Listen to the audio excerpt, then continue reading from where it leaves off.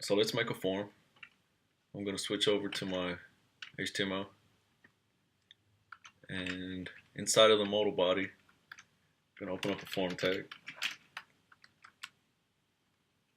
and I'm going to use a few more Twitter Bootstrap classes to help style our inputs. First thing we're going to need to do is open up a div and give it a class of controls and controls row. If I can spell it right, controls dash row. All right. Now what controls dash row does is very similar to scaffolding. If you remember from the first few videos, we talked about using containers and rows and spans. Well, we can kind of do that with forms as well, and I'll show you really quick. Equals text. We'll give it class equal to we'll span 3, and placeholder equal to span 3. And then I'll copy and paste that. And we'll give this one a span 2. I'll hit save, and I'll change this to 2. Now I'll hit save, and I'll go back to my browser and refresh. When I click on register, you'll see that the form is now nicely organized. It goes by a total span of 5. So you can use any span 1 through 5, and you have to make sure that your 2 inputs don't go over that, or else it'll throw everything off. If I were to change this to a span 3 really quick and refresh, you'll see that it's off center now. So anyway, let's go ahead and start with span 2. And for this placeholder, we'll put first name, and in this one we'll put last name, and let's add a select.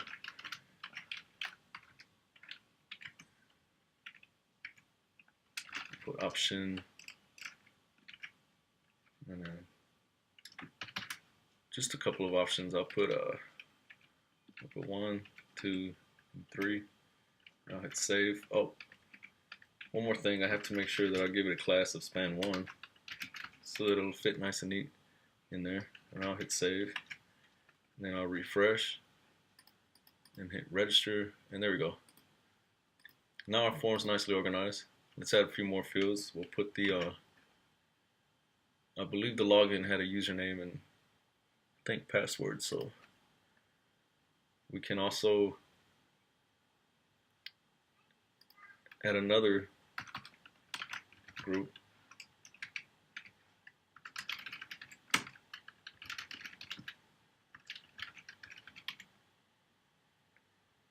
And we'll make this one a control, actually, and we'll make this one a control group. And I'll show you why in a minute. I'm going to copy and paste these two.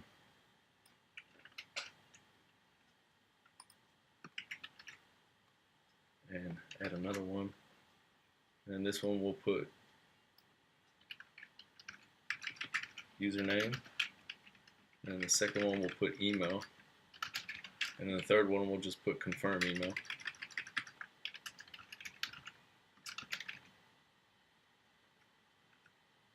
I'm going to make each of these a span 5. So they'll stretch across our modal window. And hit save. And I'll go check it out really quick. Register. There we go. So we got first name, last name, a random select option, username, email, and confirm email. It's I'm going to add a checkbox here, and I'll just grab it from our login form. Scroll back down. We're under our control group. Oh, I guess I didn't copy it right. I'm going to copy this. There we go. I don't know what happened. But instead of just having a class of checkbox, I'm going to add inline to that because I want to add a couple more. So I'll copy that and I'll paste it.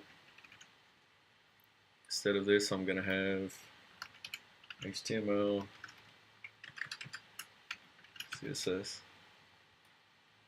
I'll put JavaScript and I'll put PHP here. I'm also going to add what's called a helper class, and that's good for instructions, form instructions. And it's not called helper class, it's actually called help block. And I'll put I love to learn how to spell. I love to learn about, close that. I'll save it, switch back to my browser and refresh. So there we go. Instead of our checkboxes being stacked vertically, we have them displayed inline, horizontally.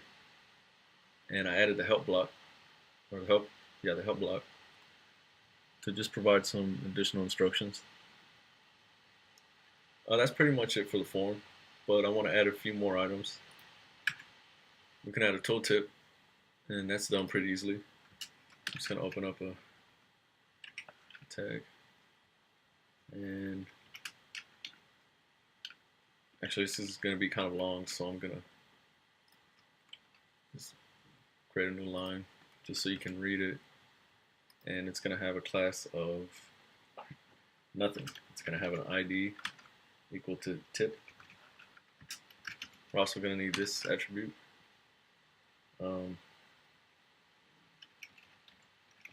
Set it to tooltip. And we're going to need to use data animation. I'm going to set that to true. Also going to need data original title equal to this will actually be the content inside of our tooltip. I'll just put tooltip, and we're going to want it to float on the right side, and I'm going to have to make another line. So we do that by adding the data placement attribute, and then I put right, so I want it to float to the right, and that should be it. For this to work, however, we're going to actually have to write a line of JavaScript. Really easy, nothing confusing. And make sure it's below this Bootstrap and below jQuery, otherwise it's not going to work because it's actually going to be written in jQuery. And it's really easy to use. Just use $, open parentheses, dot, tooltip, open parentheses, and then close it, semicolon, and inside of here we're going to need to select our tooltip, and we gave it an ID of tip. I'm going to hit save, switch over to the browser and hit refresh, click on register, and you see nothing. It's because I forgot to put something in here, so apologies. Now we'll try it. And there we go. There's our cool tooltip. Sometimes forms have required fields, and they usually have some pretty good indicators that something's required. To do that, we're going to add a p tag with a class of label, and we'll give it label info. You could also put danger or warning or primary success in this area, and what that means is it'll just change the color. We'll put info for this. I'll just put required, close that. And if you remember, I gave our div right here a class of control group. You have to have that class in order to use another feature of Bootstrap that will style your input element. So I'm going to put input info here, and I'll just copy and paste it down to the others. I'll save it. And I forgot one more thing. I have to put class of info. So now we save it. Go back to our browser and hit refresh. And now you'll see our label with a background of this shade of blue matches the borders of our input elements. Not the best way to implement some type of required markup, but it's really just to show you how you can change the colors of these. Now this really comes in handy for form validation, and just to give you an example, if I was to change all of these to warning,